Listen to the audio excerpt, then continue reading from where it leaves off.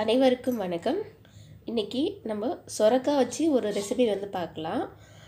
சொரக்காய் சப்பாத்தி. இது சாப்பிட்றதுக்கு ரொம்ப டேஸ்ட்டாக இருக்கும். சொரக்காயை தோல் சீவிட்டு நல்லா துருவி எடுத்துப்போம். சொரக்காயை நல்லா திருவி வச்சுருக்கேன். சின்ன சொரக்காயாக இருந்தால் ஒன்று முழுசாக எடுத்துக்குங்க. பெரிய சொரக்காயாக இருந்தால் அதில் பாதி எடுத்துக்குங்க. இது சின்ன சொரக்காங்கிறதுனால திருவி எடுத்துருக்கேன். ஒருவேளை முத்தி இருந்ததுன்னா உள்ளே இருக்கிற விதையை எடுத்துருங்க. பிஞ்சாக இருந்ததுன்னா அப்படியே நம்ம திருவி எடுத்துக்கலாம். திருவி எடுத்துருக்கேன். அதுக்கப்புறம் கொஞ்ச இஞ்சி, கொத்தமல்லி தழை, அதுக்கப்புறம் பச்சை மிளகாய் 2. இதை மிக்சியில் தண்ணிலாம் ஊற்றக்கூடாது. கொரப்பாக அப்படியே நம்ம தேய்க்கிறப்போ ஈஸியாக இருக்கணுங்கிறதுக்காக அப்படியே அரைச்சி வச்சுக்கோங்க.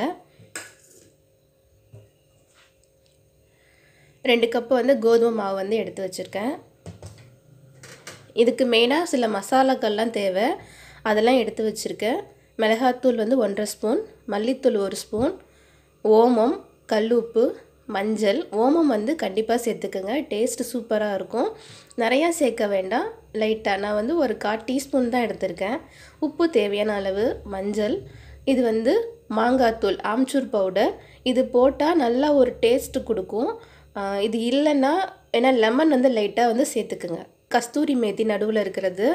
இதை கொஞ்சம் வானலில் நம்ம லைட்டாக சூடு பண்ணோன்னா சாஃப்டாக இருக்கிறது நல்லா மொறுமொறுன்னு ஆகிடும். அதை பவுடர் பண்ணி வச்சுருக்கேன்.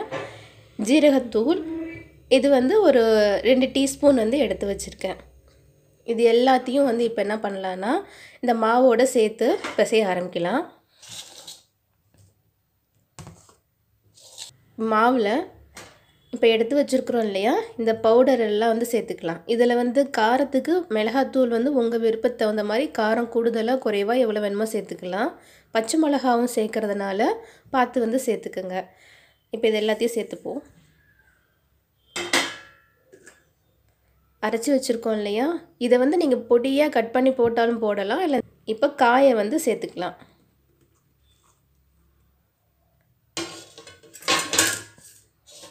காயை சேர்த்துட்டேன். இப்போ என்ன செய்யணும்னா நம்ம தண்ணிலாம் சேர்க்க வேண்டாம். இந்த காய் நீர் காய்ங்கிறதுனால நமக்கு தண்ணி விடும். இதிலேயே நம்ம நல்லா பிசைஞ்சு எடுத்துப்போம். இதில் உங்களுக்கு மாவு இப்போ 2 கப்பு எடுத்துருக்கோம் இல்லையா, ஒருவேளை காய் ரொம்ப தண்ணி விடுது அப்படின்னா நீங்கள் இன்னும் கொஞ்சம் தகுந்த மாதிரி மாவை சேர்த்துக்கலாம். இப்போ பிசைஞ்சிட்டு காட்டுறேன். மாவு இந்த மாதிரி பிசைஞ்சிக்கணுங்க. தண்ணி சேர்க்கவே கூடாது. அதனால் கொஞ்சம் டைட்டாக இருக்கிற மாதிரி இருந்தால் நல்லா அழுத்தி பிசைஞ்சிங்கன்னா உங்களுக்கு நல்லா சாஃப்டாக இந்த மாதிரி வந்துடும். மேலே நான் எண்ணெய் அப்ளை பண்ணி வச்சுருக்கேன், காயாமல் இருக்க. இதை நம்ம உடனே போட்டுடலாம், ஊற வைக்க தேவையில்லை. இப்போ தேய்ச்சிக்கலாம். மாவு உருட்டி எடுத்துக்கலாம் இந்த பராத்தா செய்கிறதுக்கு. இதை நார்த் இந்தியாவிலேருந்து பார்த்திங்கன்னா லோக்கி பராட்டா அப்படின்னு சொல்லுவாங்க. ரொம்ப டேஸ்ட்டாக இருக்குங்க, நல்லா சாஃப்டாக இருக்கும். இப்போ நம்ம தேய்ச்சி எடுத்துக்கலாம். வெயிட் லாஸ் பண்ணுங்கிறவங்கெல்லாம் நமக்கு என்ன செய்யலாம்னா இந்த மாதிரி நீர் காய்களை எடுத்துக்கிட்டால் ரொம்ப ஹெல்ப்ஃபுல்லாக இருக்கும் வெயிட் லாஸ் பண்ணுறதுக்கு.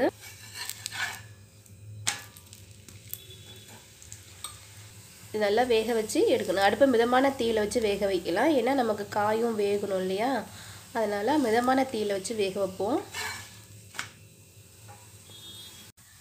நல்லா 2 பக்கமும் நல்லா செவக்க வேக வச்சு எடுத்துப்போம். இன்னும் இத்தனை சப்பாத்தி இருக்குது. இதை முடிச்சுட்டு நான் காட்டுறேன். ரொம்ப டேஸ்ட்டாக இருக்கும், கண்டிப்பாக ட்ரை பண்ணுங்கள்.